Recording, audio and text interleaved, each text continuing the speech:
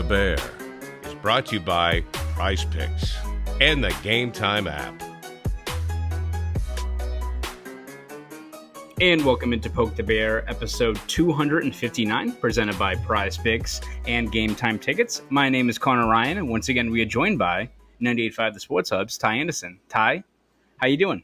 What's going on? How are we doing today? Doing well. Glad that we are back at Warrior. It's not full training camp yet, but we're getting close. There was rookie camp started up on Wednesday. We made the trek to Plymouth.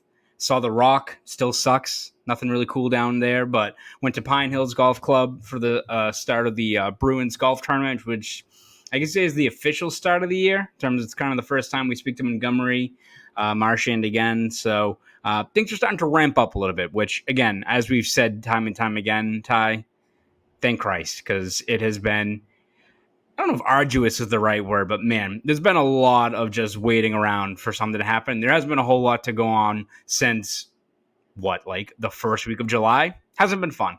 Dog days, absolute dog days. And the golf tournament always is kind of like the official designation, so to speak, of the season because, you have rookie camp, but at the same time, it's very rare that a rookie camp participant makes the team. You know, Matt Poitras is kind of the exception to the rule most years, I would say. And so, this is the week where it ramps up, and then next week it's balls to the wall. Here we go. And so it's really funny because, like, to your point, we've wanted something to talk about, and it's just really funny how the NHL season now it really seems to be defined by nothing. Okay, everything all at once. It's very kind of funny in that regard. And so, so here we are now, less than a week away from the official opening of training camp. Congratulations, Sailors. We made it. We're almost here. Absolutely. And there's a little bit to talk about. A lot of today's episode will be kind of the lead into actual training camp next week. I believe everyone reports on Wednesday. I think there'll be a lot of off-ice training. But I'm sure we'll probably hear from Montgomery, Sweeney, kind of that lead in. And then Thursday, if people are keeping tabs on that, will be the first kind of full squad, couple different groups, all that stuff over at Warrior in Brighton. So excited to get that underway. In terms of actual news to talk about today, Ty, I guess we should probably lead off with the news that Ryan Johnston, your colleague at 98.5 The Sports Hub, will be the new radio play-by-play voice for the Boston Bruins moving forward. Obviously, a guy who has more than paid his dues, is fantastic, can talk about just about anything in the hockey world, and just, you talk to every single person who's crossed paths with Ryan, a very, I think, well-deserved gig for him moving forward.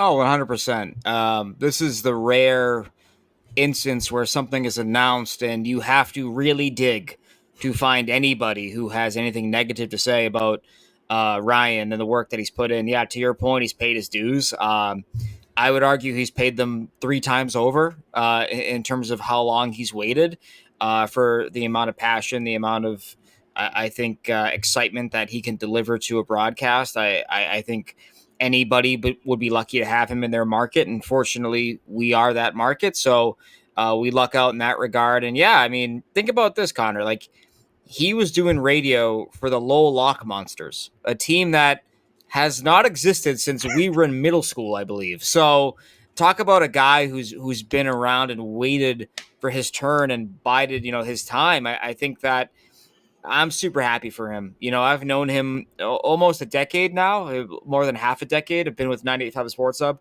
And just a guy who legitimately cares about his work and was prepared and made sure that, the hockey show, which was basically his baby, for the last 10 years because he wasn't doing play-by-play. Like, he made sure that show everything was in order, right? Like, you would know what time we're going to hit on this, what time we're going to hit on that.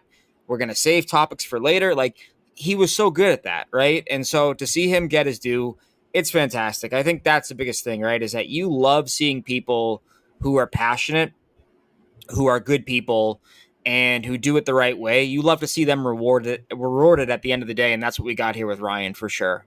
Yeah, absolutely. It's not every day you see that when someone who, again, as you said, it seems like it's such a a thing that would be a benchmark or requirement for the job, but someone who I think every single day is grounded in terms of how, fortunate the position they're in, how passionate they are at what they do. To see someone live out their, I know he already mentioned before, this is his dream job. To have someone like Ryan, get to the top there and be able to, listen to him on the radio every single day when the puck drops. It is very cool for Ryan, and I think it's also very, very great for Bruins fans who get to listen to him every day as well. So again, shout out to Ryan. Looking forward to the broadcast getting underway. I know he's going to crush it. And again, just I think congratulations to him for taking this next opportunity here. We're all very excited. Moving forward, Ty, obviously on Wednesday was the start of rookie camp for the Bruins. As you said, expectations for guys in rookie camp, it's more like maybe just a preview of what's to come with a few of these guys that are maybe just cutting their teeth at the pro level, whether it's guys about to start the first full year in Providence. Maybe it's someone who jumped in late last year like Riley Duran and trying to build some momentum moving forward. As you said, you're not getting like the guys like Patra. You're not getting the guys like Lysell and Merkulov, which Ryan Muginel was more or less like, we're going to save these guys for the pro camp. We want to see what these guys can do there, which is a good sign.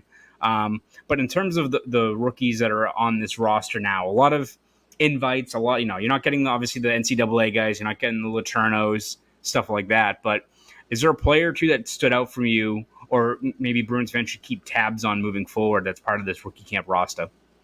Yeah, I think for me, naturally, I want to go towards Jackson Edward because I like the way that he plays. I like having tenacity and meanness and kind of raw intangibles on your back end. I think it could be a tone-setting kind of presence. And he's coming from a program that has produced, and I mean this in the most endearing way possible, some real pricks. The London Knights program has produced some guys that will, chew through metal if they have to. We're talking Max Domi, we're talking Nazem Kadri, Matthew Tkachuk. This has been a program that I think produces talents that play with a pro edge. Dale Hunter obviously is a great teacher of that, all things considered. And we got to talk to Jackson a little bit on Wednesday, and I thought he laid it out perfectly where he said, I like contact. That's why I picked hockey. I like contact. And it's like, yep, you're going to fit right in, dude. And so I think that's a guy that his progression is going to be very interesting to watch. And I think the fact, too, that they always need defensemen. Like, even with what they have right now solidified and, everything looks good, but it doesn't take much for it to go out the window, right? And so to have another guy who can play a game that may be built for, third pairing, physical, whatever it is, like, I think that can go a long way. So he's going to begin his pro career now after graduating the OHL, but that's a guy that, like, I love the way he plays. I love that edge, that nastiness. He's got to watch crossing the line, but ultimately that he has things that I don't think you can teach. And so that's why I can't wait to watch him. Yeah, no, I agree. Like, he's definitely a guy that his skill set, especially in today's NHL, is just so unique that just to play kind of, as I think it was Max Jones said, like with your hair on fire, just a natural agitator. It's, you don't really see that many players that can go from also an agitator to a guy that is more than happy to light someone up if the opportunity arises, right? And I think he played on Friday in the Prospects Challenge in Buffalo. I think Mark Div is there, and he mentioned, I think, 2 or 3 tweets of he was chatting with quite a few guys on the Penguins, both in the middle of the game, between whistles. I'm like, we're going to get a whole lot of updates from Diver, from Bruins Network, from everyone who keeps such a great tabs on the Providence Bruins this year. We're going to get a whole lot of those highlights of him causing a ruckus, causing havoc after the play, which, again, like, he's still kind of a raw prospect. That's what Ryan Muginel mentioned when we spoke to him on Wednesday. But that skill set is tantalizing for what the player could be. And, again, what is his ceiling? Remains to be seen. Hell, if he ends up being like your 7th D that can add a little bit of a snarl when you need to, you'll take that. Maybe he's more. He was a pretty productive kind of two-way defenseman in the OHL as well. So his ceiling is kind of tough to gauge, but you look at the way he kind of carries himself and what he brings to the ice, that is a skill set that if he can, smooth out the edges maybe a little bit, he's a guy that he's one of those guys that if he's on another team and you see him, you'll always notice him in a game. And if even he's like your third pairing guy, you're like, damn, I wish we had a guy like that on our team. That's kind of how I map out him. Yeah, and 100%. I'm so happy you brought up, his numbers in the OHL. He had 30 points, which was a personal high for him. But you got to keep in mind the team he's playing on. Now, he played on a London defense corps that had Sam Dickinson, who I believe was 10th overall or 12th overall this past year, and also has Oliver Bonk, who was a first-round pick in 2023 by the Flyers. Those guys are like point-per-game defensemen, right? And so you're not going to be put in the same spots that those players are in just because like their status and their, where they are, their marquee is a little bit higher. So to still have some production, and I think he was like a plus 40 something. Yeah. Like to have those kind of numbers and to, again, produce on a team that was a championship team, in London, like it means something, right? And so who knows what his ceiling can be. And I know we're talking about a 7th round pick here, right? So we got to temper it a little bit, I think, in terms of what we legitimately expect out of him. But he does play a style, as we've talked about, that is kind of where this game is trending right now. Like you're getting nastier again, right? Like it seemed like for a while it was okay. It's all about finesse and skill. I think meanness and being prickly, I think it's back. So that's one guy I'm watching. Well, how about yourself though? Because we got a lot of guys here that are beginning their pro careers now, or embarking, or got the next step ahead of them here. Yeah, I would say Riley Duran's a guy that, again, I think even a few years ago, you mapped out his progression as a guy that the way he plays, coming from a program in Providence where it seems like Nate Lehman and his coaches do such a great job at getting these guys ready for the pro game, whether it's, refining their skill sets, having them, ramp up their physicality, prep them for kind of the grind. Like there's just so many guys. And I mentioned this on another Poke the Bear with Evan. Like, I don't mean this as a negative, but like Providence has had so many great players come to their system, but also they like crush it with fantastic like 3rd and 4th line guys that do so many of the little details, so many of the little things that contribute to a team's success. Like you just go down the list of all the guys they have, and it feels like Duran's kind of cut from that same cloth. And I think you listen to Ryan Muginel on Wednesday, and Muginel is great to talk to because he'll kind of map out the good and bad. He'll pump the brakes on a guy if he doesn't think he's ready. He'll talk about what they're struggling with. He called out Fabian Lysell in December, right? Like he will tell you when the guys have more room to grow, what they need to work on. He feels like Duran, who's played 11 games in Providence, is ready for a push. And that's very encouraging for a guy. Now, who is he going to leapfrog on the lineup? We'll see. But it does feel like this isn't a guy that it's just going to go through the motions, have a nice game or two, and all right, let's stay in Providence, have a full year, build your game out. Like I think they're going to give him an opportunity that if guys like Jones and Kastelik and Beecher and Brazeau, if they're not up, playing up to their level, if they're not building their games, and Duran is playing at a high level, I don't think it's out of the question that he's a chance of making the team. So whether it's this year or later on this year, if he's the next guy up, there's injuries, I think Duran's definitely a guy worth keeping tabs on because he just, look at his play style, his progression, just kind of screams like a future NHLer in terms of just what he brings. Oh, 100%. And for Providence College, yes, you have guys like Jake Wallman doing the gritty in the NHL now, but to your point, yeah, like they've been a factory for kind of those bottom 6 spark plug types. I mean, you're talking Brandon Tanev, you're talking Tim Schaller, Noel Achari, Brendan Duhaime, right? Yes, Duhaime. That's where I was going with. I was like Minnesota. Yeah. And talking to Tim Schaller years ago, I did a big feature story on him back when he was on the Bruins, talking about the Nate Lehman program. And I remember Tim Schaller saying, like, yeah, that got me ready for the pros because that's probably the closest thing you have to a pro program where you're churning out a factory of guys that are playing, quote unquote, the right way or the steady way. There's strong demands out of you. Nate runs a very strong program there in terms of what he wants out of his players. And it can be difficult at times. You talk to players who play there and like, yeah, man, he can ride you, but you're a better player for it, right? And so you factor that in.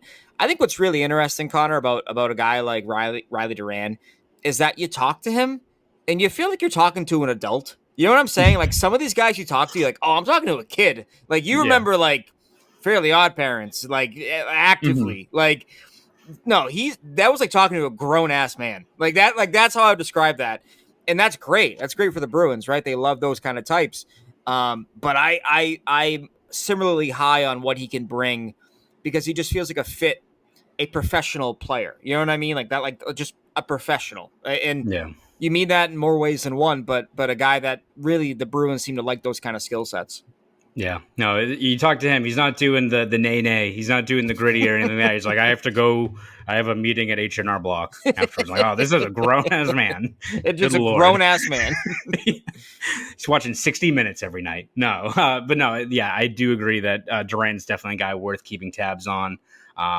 Should have a strong showing at Prospects Challenge. And again, I expect him to be right in the mix as the year kind of goes on, whether it's in camp or, again, if the first guy's kind of banged up, I feel like Duran's the guy. If he showed what he did last year in that limited sample size and carries it over this year, I feel like he's going to be the next guy up in terms of what he can provide. So definitely worth keeping tabs on him. We have a little bit more to talk about, Ty, but before we do that, take a quick break here from my good friends over at Prize Picks. Prize Picks is America's #1 daily fantasy sports app with over 5 million active members. Prize Picks is the easiest and most exciting way to play daily fantasy sports.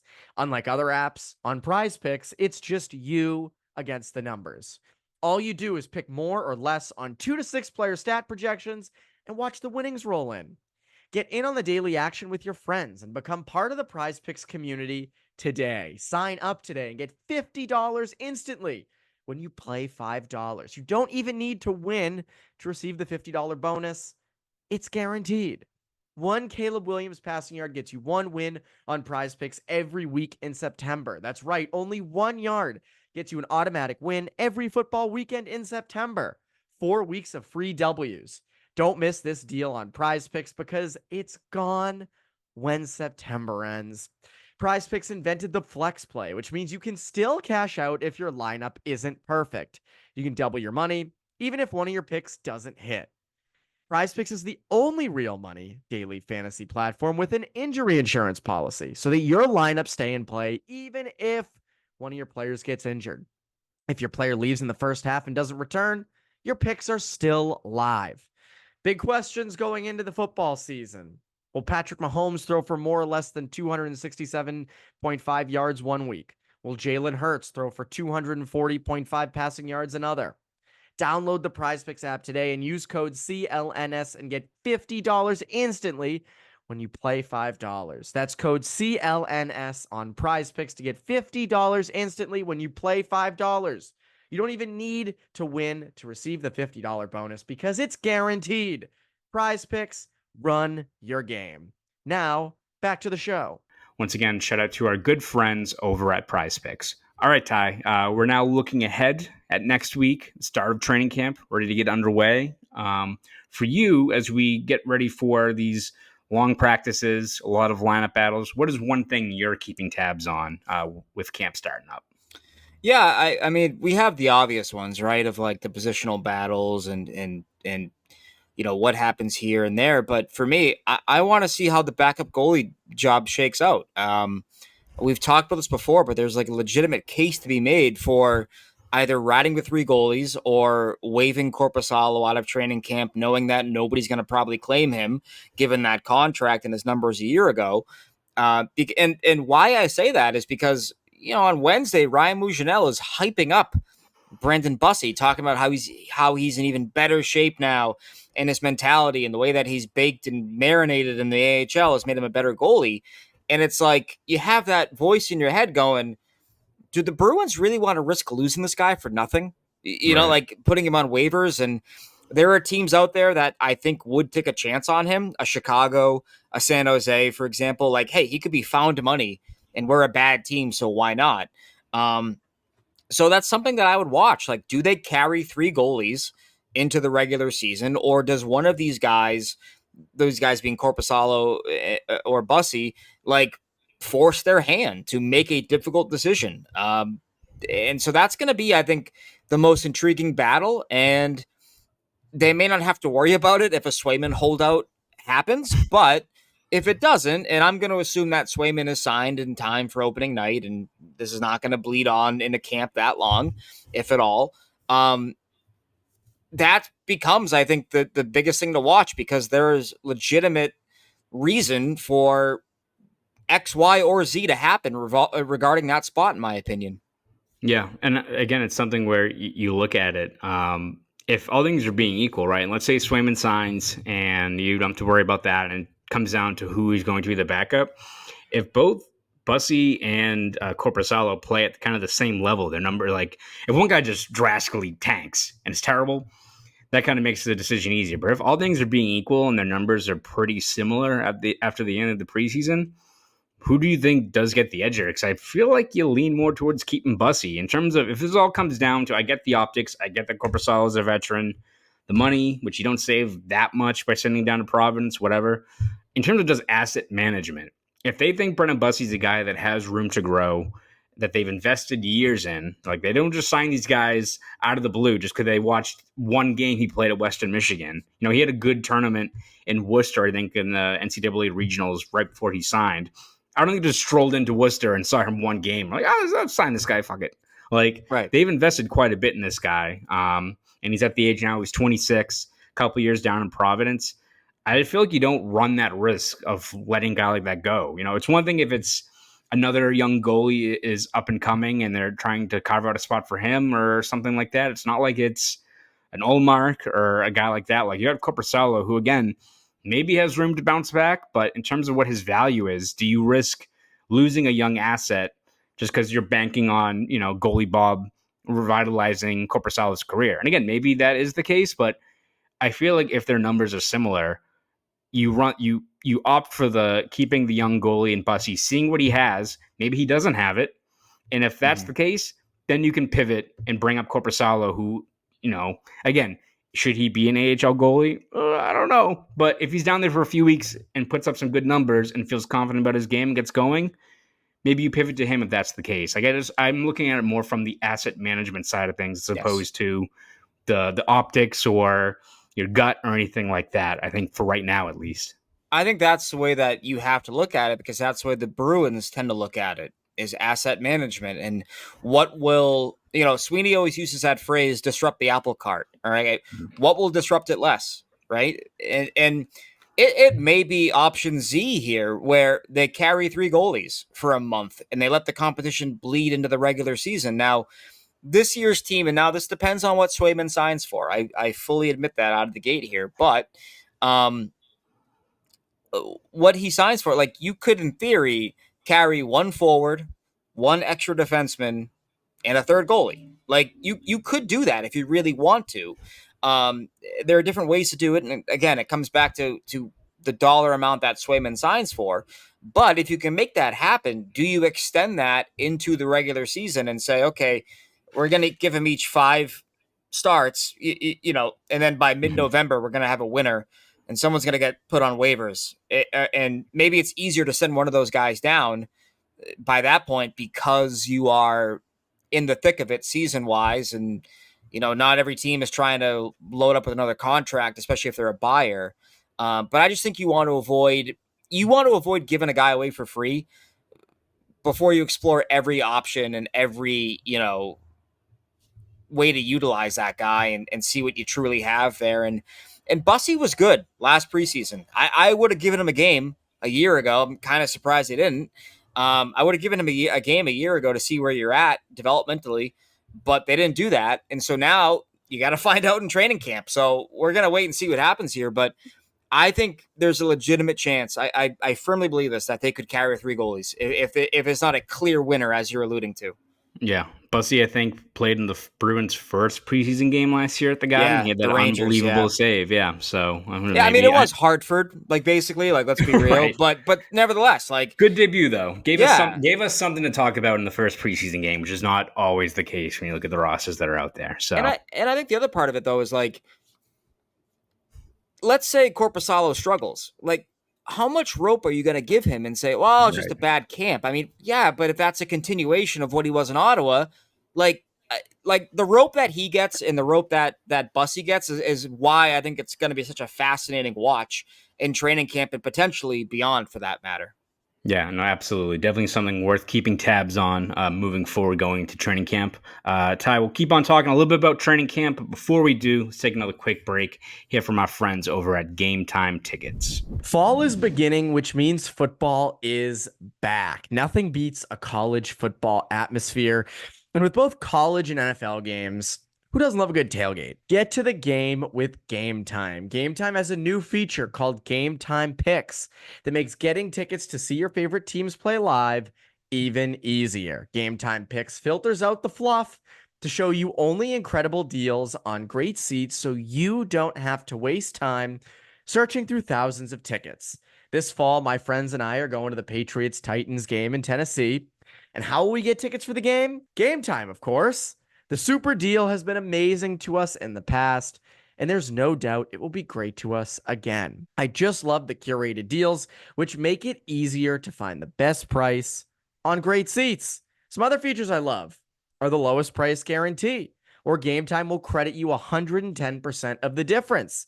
Gametime Picks curation makes it easier to save more on sports, concerts, comedy, and theater. All-in pricing. Toggling this feature shows the total upfront with no surprise fees at checkout. So, download the Gametime app, create an account, and use code CLNS for $20 off your first purchase.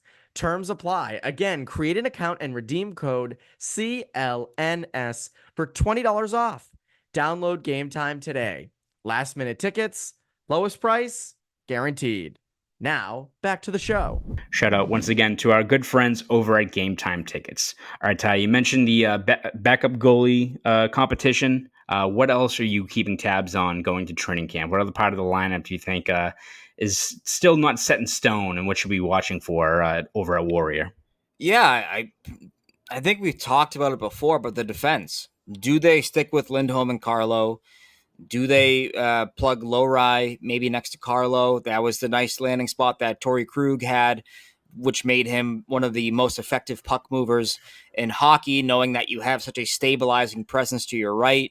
So basically just how they divvy up these D assignments, I think is going to be really interesting. And we've talked about this at great length, I know, on this podcast, but you go back to July and Sweeney talking about losing scoring depth, right? Like, he outright said, like, maybe we can put Lindholm and Lowry into more, scoring positions and offensively minded positions. So what does that entail? Is that Lindholm with McAvoy? Is that Lowry with McAvoy? Lowry with Carlo? Like, I'm dying to know all the different, variants we get of a Bruins puck moving pair, if you will, or how they want to divvy that up, because I think there was an admission from the coaching staff, or management rather, at the end of the year, that they did not utilize some of these guys correctly, or they had to lean on them for minutes that they don't view as their ideal fit. So how do they, spread that out and correct that? I'm dying to know how it all plays out, because, Zadorov yesterday talking about, well, we got a lot of horses. Okay, well, you got to figure out the stables now. Okay, which horse goes in this stable, which one goes in that stable. So I'm dying to know how that plays out personally. Yeah, I mean, you look at this so many different ways with this decor in terms of how you can put together these pairings, give you different, looks, different elements for each grouping. A lot of people mention Zadorov and McAvoy as an appealing option, but if you did McAvoy and Lindholm, that also can work, right? Like Carlo and Zadorov, a lot of beef on that line. That could be kind of your shutdown line if you need to. It's almost like Zadorov's like the Bizarro version of Carlo, right? Like both same size kind of, but one's a lot meaner on the ice. And both not welcomed in Russia. Both One's not American, welcomed in Russian. The other one has said some mean things. Yeah, no. So both those guys, if you're having kind of a shutdown grouping, there's a lot to like about how they play and how they could complement each other. Like Zadorov's a guy that, even though you look at his baseline skill set and everyone just looks at the physicality, his mobility, his puck retrieval numbers, some of the little things he does, he is kind of a useful piece where people are excited to buy his jersey because he can light a guy and knock him into next week. But he seems like he's a guy that can kind of play with everyone, and when he's playing to, I think, his capabilities, can complement a stay-at-home guy like Carlo and really bolster that D pair, or you can go with McAvoy and kind of allow McAvoy to be more of a rover, right? Like I feel like whoever he kind of plays with, and that's who I'm probably keeping tabs on, because I think like Lohrei and Peak make a lot of sense. I think you want to ideally keep Lohrei in kind of a third pairing role for right now, but where Zadorov kind of best fits, I think puts all the rest of the pieces kind of in place. Yeah, and I think we obviously have our obvious ones, right? Like who's going to be the second line right wing? We talked about that last week. Does Patra make the team in a third line role? Or like, do they want to fast track him in Providence and say we'll see you in November? Like, there's a lot of different things they can do, but I think when it comes to what we expect the base of this team to be, it begins in goal. It begins on the back end, and so that's why I think we're going to be focused there. The other thing too, I mean, this is a side topic related to D, and I'm curious what you think about this, is like, who gets power play one quarterbacking duties? Is it Lohrei? Do they stick with McAvoy? Do they try Lindholm? You know, you go back these last few years, like Lindholm has been their best option there. And it's kind of wild, but if you look at the numbers, they bear that out. And so does that speak to the greater point of should it be a lefty versus a righty, you know, connecting with McAvoy? And so that's something I would watch. Who gets the first crack of running the power play with the top dogs? When you got Marchand on one wall, Pastrnak on the other, you know, who's quarterbacking that? And I want to see how that plays out as well. Yeah, I think especially for a guy like Lohrei, I know Sweeney mentioned, I think it was right after free agency, that they wanted to carve out power play 2 reps for Lohrei. So I could see him kind of starting out there, but I have to imagine, especially in a couple of these preseason games where it's not going to probably be a full 6-man grouping of what we're going to see on October 8th. If it's Lohrei as kind of one of your key guys out there, and he's someone who can get power play 1 reps during a preseason game and plays well, because you kind of see it in spurts with how dynamic he is. It kind of reminds you a little bit of like Krug, where how he could kind of move around all over the place. He can be a guy that can operate at the blue line, can move down the half wall, can do a lot of other things to really kind of add another element, a lot more unpredictability. I think that's one thing that was so good about the Bruins power play heyday when it had Bergeron, Marchand, Pastrnak, Krug. Just they could kill you in so many different ways. You got the bumper, you got the Pastrnak shot, but Krug being able to move in conjunction with so many other moving parts seemed like there'd always be this one soft area of the ice. PK can't do it all when those guys are executing at such a high level. And I think Lohrei has that option, especially as a left shot guy. So he's sick. Yeah, he's a freak. He's disgusting. Like the things that he was trying in the playoffs, I was like, a 22-year-old should not be doing this right now. Like they should not have this in their arsenal, but he does. And that's why it's like he was doing toe drags through the neutral zone against the Panthers in elimination games. You're like, well, what are you doing? Like, and they were working, and that confidence you just can't teach, right? And like to your point, like Krug had that as well, but now it's in an even bigger frame. 6'5" guy. Yeah, it's just like, oh my god, like it's disgusting to think of what he can do, and so I'm so eager to unleash that. And it's like the only thing I disagreed with you on was like a third pairing role. I'm like, no, I want him up there because it's so tantalizing, right? Yeah. But that's me. Like, that's my own expectations. And I'm sure there are Bruins fans who are like me and are like, no, this kid's he's a natural. We gotta fast track him. So like, we're going to have to wrestle with that. Like that whole, like, okay, I want him here, but you're probably right that it's better off he's in a third pairing role. But I'm looking at it like, no, he's a unicorn. I want the unicorn in the spots he's got to be in. Like he's so tantalizing. I can't wait to see what he does a full year of him, honestly. Yeah, there's so many guys that I think just based on what they did last year, like again, it's a new hockey season. The team could be a cellar dwelling team and I'd be pumped, but look at just how many guys that are either new faces that are in such key roles like Zadorov, who I think like it kind of reminds me of not the same player, but like Pat Maroon when he got activated for the playoffs in that first Maple Leafs game was just talking shit and like throwing people into the bench. That's like what Zadorov is every single game. Like he is a fun player to watch. How Elijah Lindholm does in that spot, how he adds another element like on the power play. There's so much I think to be excited about with this team. And you add in Lohrei, Beecher, Patra, what he can do. There's just, I think, all across this lineup, there's so many guys that are going to be so fun to watch, how they fit in, how they develop. and what they can do moving forward. So we will cover all of it, whether it's at training camp, in the preseason, and then finally once we get to the regular season on October 8th. So it should be a very, very fun year. There's a lot to keep tabs on for a team that I think expectations should be high. Ty, as we get ready for the new season, where can we read your stuff? Where can we hear you on the airwaves? All of that good stuff. Yeah, so you can read me at 98papasportshub.com. You can also hear me on the podcast I do with my friend Matt Dolph on there, the Sports Hub Underground. You can find me here. The hockey show will be coming back soon. I don't have an exact date for you, but that will be back in time for hockey season, so you can catch me there as well on the air. And then you can find me online at _Ty Anderson. You can also find me in Chicago next week if you're out in Chicago. So I will maybe see any of you guys there. Probably not you. You'll be at training camp. You're gonna be my eyes and ears for the first couple of days of on ice work. But yeah, that's where you can find me. How about yourself?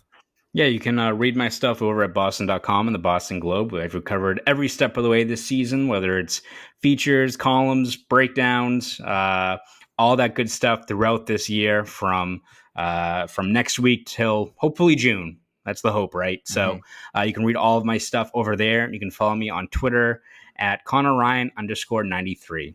So this was episode 259 of Poke the Bear. I'm Conor Ryan. That is Ty Anderson. You fans have a great rest of your week.